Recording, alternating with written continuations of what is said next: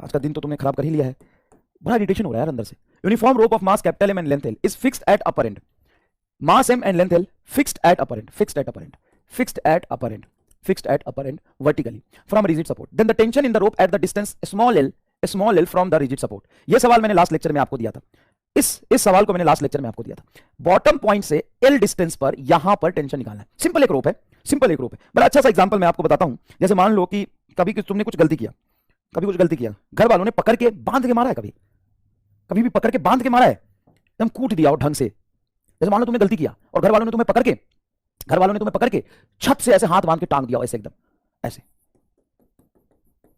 ऐसे टांग दिया, ऐसे टांग दिया, और छत से तुम्हारे दोनों हाथ यहां बांध दिया और ऐसे लटका दिया, और ऊपर से एक डंडा लिया और दे डंडा पीठ पे, हाथ पे, लात पे, कोई बात नहीं, घर वालों ने मारा। खुद तुम कभी लटकना किसी चीज से, देखना, आज महसूस करना, ये होमवर्क है तुम्हारा, है ना। सब लोग ये काम करेंगे, चाहे कोई भी हो, सब लोग ये काम करेंगे। पार्क में जाके या घर में कहीं भी ऊपर किसी चीज को पकड़ के लटक जाएंगे। अब ऐसा नहीं कि बहुत मान लो कि कहीं कोई शहर में 20 स्टोरी मल्टी बिल्डिंग में रह रहा हो, वो बालकनी से बाहर लटक जाए। क्यों? तो सर ने कहा कि फिजिक्स सीखना है भाई, शहीद हो जाओगे। ऐसा काम मत करना। घर के अंदर सेफ तरीके से, घर के अंदर सेफ तरीके से, इस तरीके से आप जरा लटकना। सर उससे क्या होगा? उससे लटक के मुझे ये बताना बस कि जब तुम किसी चीज को पकड़ के लटकते हो, है ना, और तुम्हारा पैर एकदम हवा में है, पैर ग्राउंड के कांटेक्ट में नहीं है, तो सबसे ज्यादा पेन तुम्हें कहां होता है, दर्द कहां होता है? सबसे ज्यादा दर्द और पेन तुम्हें कहां होता है?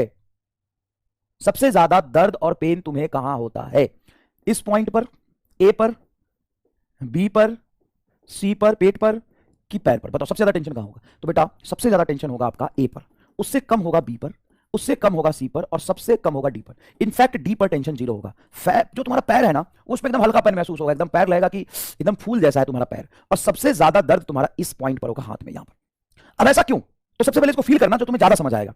सर ऐसा क्यों हो रहा है? ऐसा इसलिए हो रहा है कि इस हाथ पर पूरे बॉडी का मास नीचे लटका हुआ है, तो सबसे ज्यादा पेन तुम्हें इस पॉइंट पे होगा, क्योंकि इस पॉइंट पर ये पूरा मास जो है उसको ग्रेविटी नीचे खींच रहा है, एमजी फोर्स से। पूरा मास, तुम्हारे बॉडी की जितनी मास है सबको एमजी नीचे खींचा। जब हवा में लटक जाओगे तो भी एमजी लगेगा। अच्छा, एक बड़ा अच्छा मुझे कंसेप्ट अभी समझ में आया, जो मैं समझाऊं। एक बच्चा पूछ रहा था ना, सर अगर आप एमजी ग्राउंड पे लगा रहे हो तो सॉरी नॉर्मल, अगर आप नीचे ग्राउंड पे दे रहे हो, नीचे वाला नॉर्मल ग्राउंड पे दे रहे हो, तो एमजी भी तो नीचे लग रहा है। हाँ बेटा, जब मैं ग्राउंड छोड़ूंगा तो नॉर्मल खत्म हो जाएगा, क्योंकि कॉन्टैक्ट नहीं है। लेकिन ग्राउंड छोड़ूंगा तभी एमजी रहेगा, क्योंकि ग्राउंड से एमजी का कोई रिश्ता नहीं है। वो तो अर्थ का सेंटर उस पर एमजी लगा रहा है, अर्थ का सेंटर उस पर एमजी लगा रहा है। हाँ सर, बात पकड़ लिया हमने। समझ में आया? समझ में आया?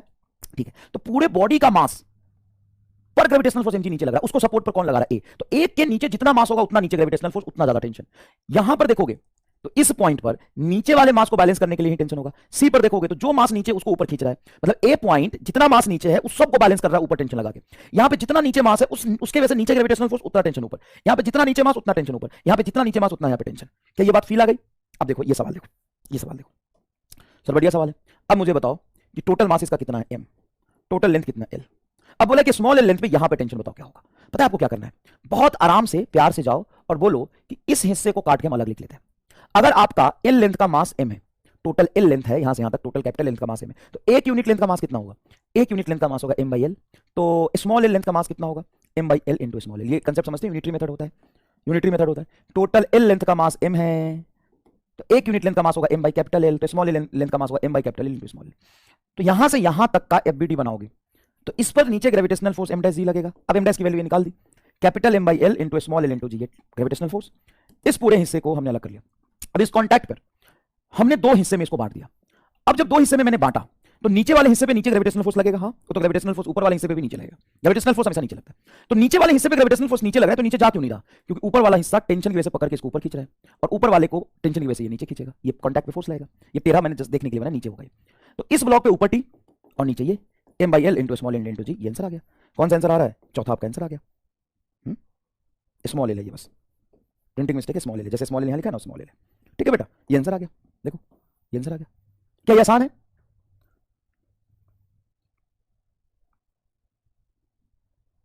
Okay okay okay okay okay okay, सही पकड़ो बेटा। सवाल मैंने गलत पढ़ लिया था। एल फ्रॉम रिजिड सपोर्ट लिखा है यहाँ पे। क्या लिखा है? देखो small L from the rigid support, लेकिन मैं कह रहा हूं small L from the free and. अब मेरा आंसर सही है? फ्री एंड, रिजिड सपोर्ट से भी करके दिखा दूंगा। Small L from the free and. मैंने तुमको एक चीज बहुत जोरदार समझाया है। क्या? एक ब्लॉक के ऊपर दूसरा, तीसरा, चौथा, पांचवा ब्लॉक रहे तो हमेशा ऊपर वाला ब्लॉक पर ऊपर से कोई फोर्स नहीं लगा रहा होता, तो ऊपर से नीचे तक एफबीडी मानो। और जब कोई नीचे चीज लटका हो तो नीचे से ऊपर तक एफबीडी मानो। तो हम इसका एफबीडी बनाएंगे ना तो दो टेंशन आ जाएगा, नीचे वाला पकड़ के नीचे खींचेगा और ग्राउंड पकड़ के ऊपर खींचेगा, तो इससे कॉम्प्लिकेटेड आएगा। नीचे वाला एंड का आप बढ़िया से कर सकते हो। देखो यहाँ पे क्या लिखा है, फ्रॉम फ्री एंड लिखा है, सवाल देखो ना, रोप at the distance L from the free and, यहां से लिया है एल। समझ में आया? अच्छा, अब अगर मैं यहां पे एक एमआर स्टार लगा के तुम्हें फील दिलाऊं तो भाई मोक्ष मिल जाएगा तुम्हें, और मोक्ष मिले तो जरूर बताना। हम डिस्टेंस कहां से मेजर कर रहे हैं सर? फ्री एंड से। फ्री एंड से एल डिस्टेंस पर जाके टेंशन लिख रहे हैं। अगर एल डिस्टेंस पर जाके मैं टेंशन लिख रहा हूं, एल जीरो होता तो सर हम इस एंड पे होते, यहां पर टेंशन जीरो होता। अगर एल जीरो होता, if small L is zero, तो टेंशन क्या होता? Zero. Small L is zero तो टेंशन क्या होता? जीरो। अगर स्मॉल एल जीरो है तो टेंशन क्या होगा सर? जीरो होगा। स्मॉल एल जीरो रखो, टेंशन जीरो कहां हो रहा है? देखो ये तो एल पे डिपेंड नहीं कर रहा, गलत है तो करेगा। स्मॉल एल को जीरो रखोगे एल से एल कटेगा, एमजी आ रहा, गलत है। स्मॉल एल को जीरो रखोगे एल से एल कटेगा, एमजी आ रहा, गलत है। स्मॉल एल को जीरो रखोगे जीरो से एमजी मल्टीप्लाई करोगे, आंसर सही आ गया। दूसरा फील और एमआर स्टार कि if small L is equal to capital L होगा तो क्या होगा? अगर स्मॉल एल बराबर कैपिटल है तो आप यहां पहुंच जाओगे। अगर स्मॉल एल बराबर कैपिटल एल है तो आप यहां पहुंच जाओगे। यहां पर आप देखो तो पूरा नीचे वाला मास इस रिजिड सपोर्ट से अटैच होकर बैलेंस है, तो पूरा एमजी होना चाहिए वहां पर टेंशन, हाँ कि ना? क्या टेंशन होना चाहिए? एमजी होना चाहिए। अब स्मॉल एल को कैपिटल एल रखो तो आंसर एमजी आना चाहिए। स्मॉल एल को कैपिटल रखोगे एल से एल कट के एमजी बच गया, oh my God. Small L को कैपिटल रखोगे, स्मॉल एल को कैपिटल रखोगे एल से एल माइनस जीरो हो जाएगा, ये पूरा जीरो हो जाएगा। ये रखोगे कैपिटल एल तो कैपिटल एल 12, एल से एल कटेगा 12 बचेगा, एमजी बाई 2।